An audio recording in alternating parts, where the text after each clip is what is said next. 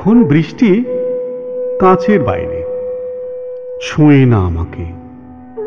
মহালয়ার সোনার সে ভোর অন্য কাউকে ডাকে, ঢাকের বাজনা ধুনুচি নাচ হারিয়ে গেছে দূরে।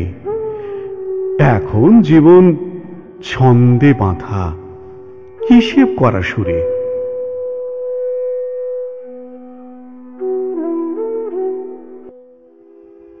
মহামায়া সনাতনী শক্তিরূপা গুণময়ী, তিনি এক তবু প্রকাশ।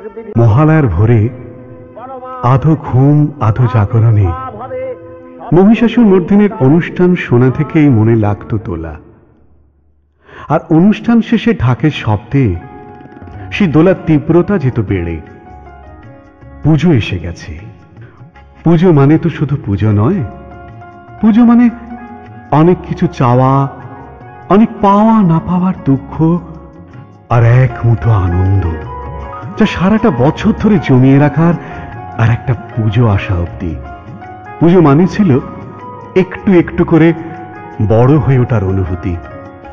একরা শিউলি ফুলের গন্ধের সাথে ভেসে আসত নতুন গন্ধ, বড় হয়ে ওঠার গন্ধ।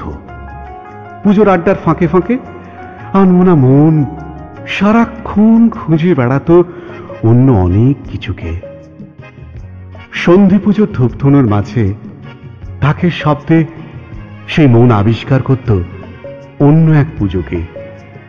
সে মন কেমন করা পুজোর এক একটা গানই ছিল বলা না বলা অনেক কথার উত্তর।